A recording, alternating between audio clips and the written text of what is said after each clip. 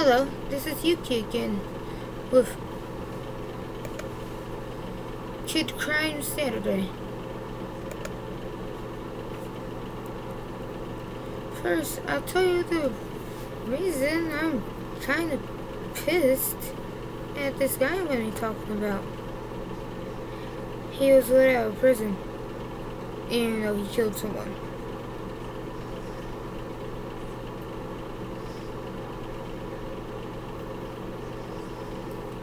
Instead of giving the death penalty.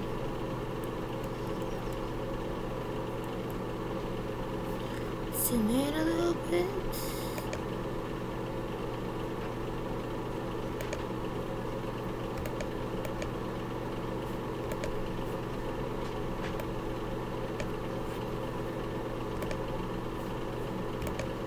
Eric M. Smith, born January 22nd, 1980. He is an American criminal, incarcerated for the murder, sexual abuse, and mutilation of 4-year-old Derek Robbie, born October 2nd, 1988. On August 2, 1993, in Steuben County, New York.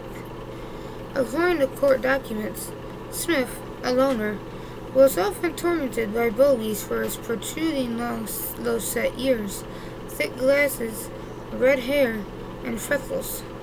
The murder case made national headlines, largely due to the young ages of the killer, 13 years, and of the victim, 4 years. Smith attracted Robbie to a remote location in a park. There, Smith strangled Robbie, dropped a pair of large rocks on the boy's head, undressed his body, and sodomized him with a tree limb. The cause of death was determined to be blunt trauma to the head contributing to asphyxia. 2 days after Robbie's funeral, Smith admitted to Robbie's killing. In 1994, Smith was convicted of second-degree murder and sentenced to maximum term, then available for juvenile murderers, a minimum of 9 years to life in prison. While in jail, Smith wrote an apology letter to Robbie's family. He read it on public television. I know my actions have caused a terrible loss in the Robbie family, and for that I am truly sorry. I try to think as much as possible about Derek will never experience his 16th birthday, Christmas, anytime, only his own house, graduating, going to college, getting married, his first child. If I could go back in time, I would switch places with Derek and endure all the pain I've caused him. If it meant that he would go on living, I'd switch places, but I can't. At the end of the statement, it just states that he cannot bear the thought of walls, razor wire, and steel metal bars for the rest of his life. Smith has been denied parole 5 times since 2002. Most recently, in April 2010, he is next eligible for parole in April 2012. If granted parole, Smith has stated an intent to return to Savona. He was held in a juvenile facility for 6 years. In 2001, he was transferred to the Clinton Correctional Facility in Dannemora, New York, a maximum security prison.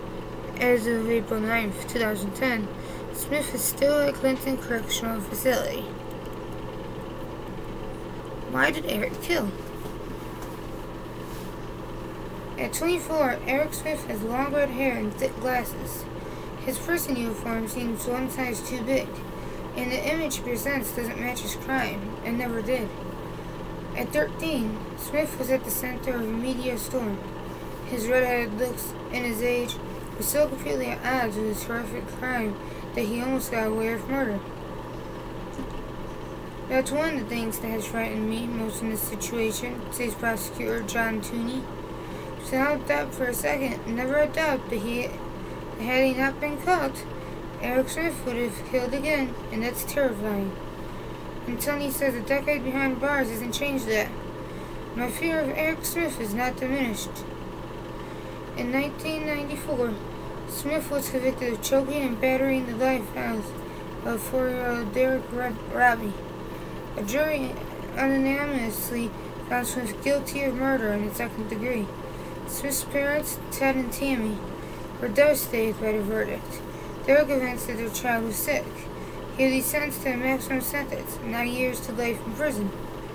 Dale and Doreen Robbie, the murdered boy's parents, cried with relief, but they don't know that they were being sentenced too.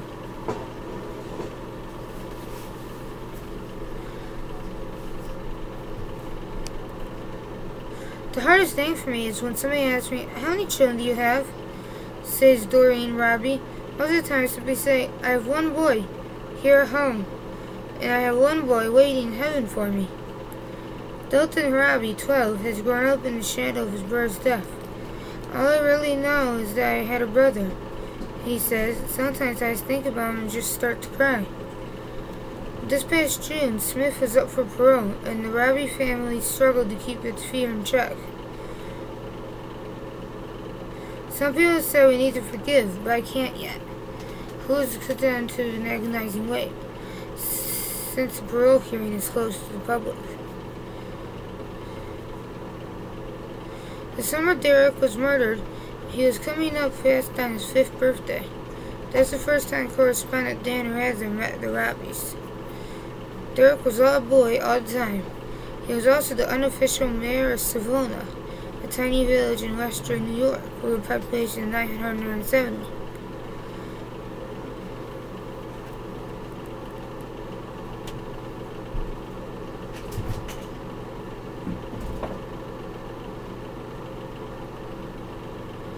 But Smith's bright red hair and freckles made him a target at school for years.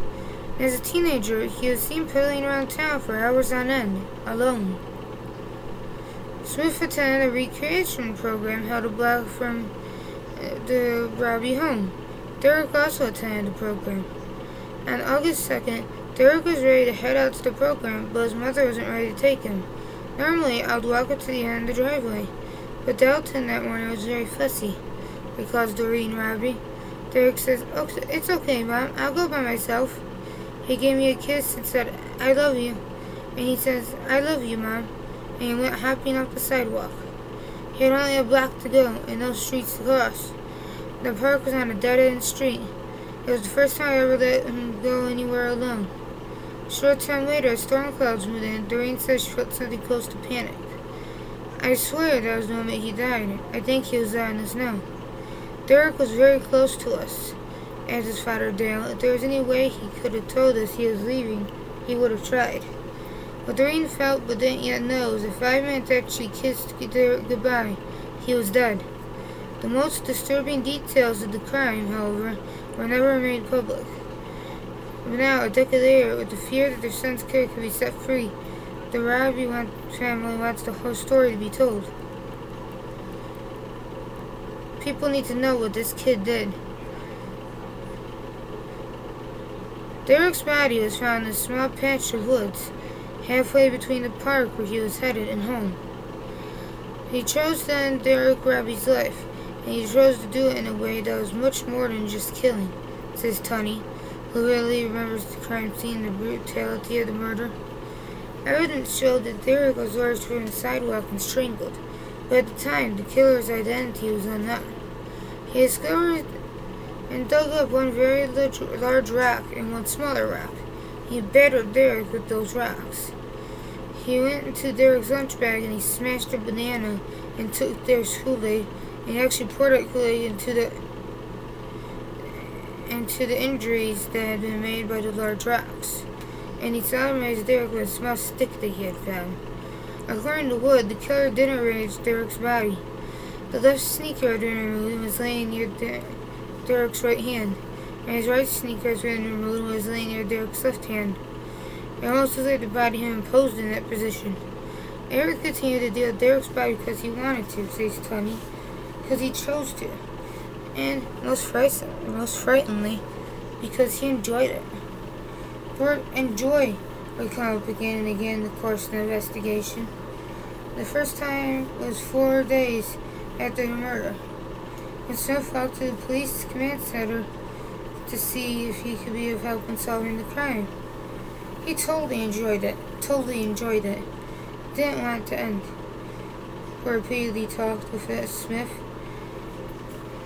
and had no idea the killer was sitting right in front of him. He's looking right at me. He's very upbeat, very happy. He likes the fact that he's being talked to.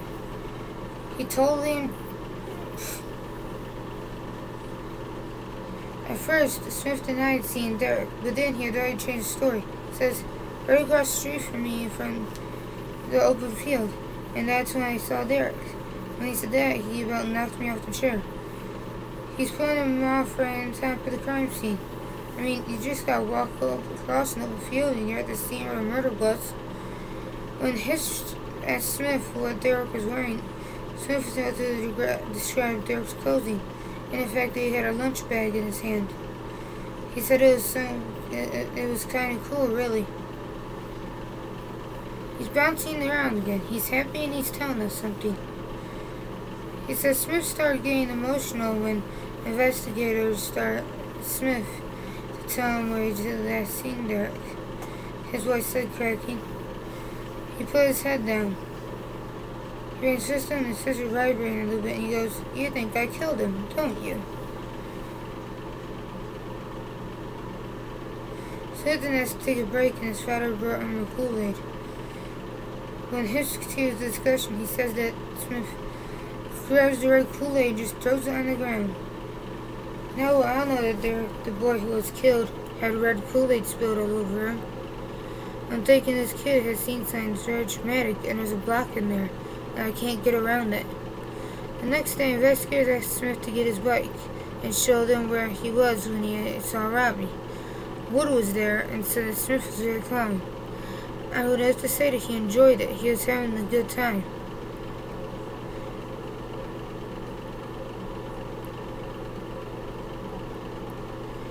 Exactly what Smith's neighbors, John and Marlene Heskill, friends of the Smith family, also believed. After the murder, Smith spent nearly every night at their home. Eric asked me what would happen if it turned out to be a kid. And I said, I seriously think they'll need some psychiatric help. Oh, okay, and he walked away. In DNA testing, he wanted to know what that would show.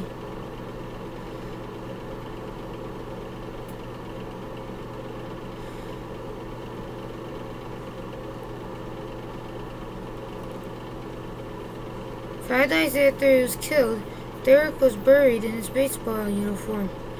In just 2 days, his killer confessed.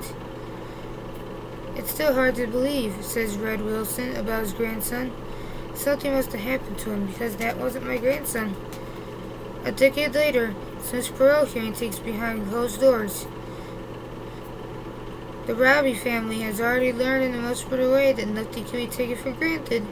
They sent a letter to the parole board along with home video showing the short life of Derek Robbie. It has upsets me that we have to beg for them to keep this killer behind bars. My biggest worry is that I have a 12-year-old.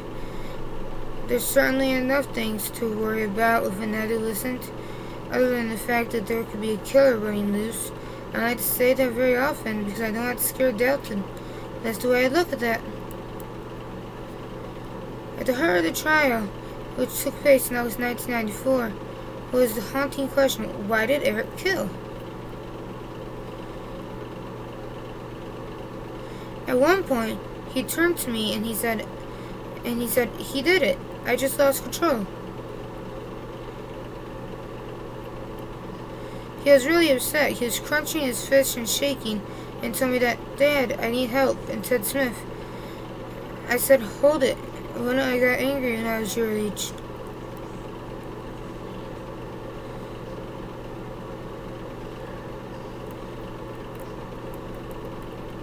Had he lived, Derek Robbie would now be 16.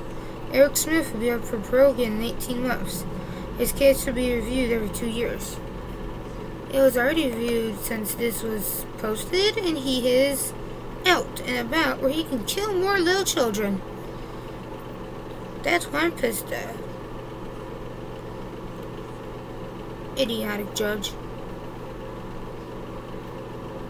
Please like, comment, and subscribe.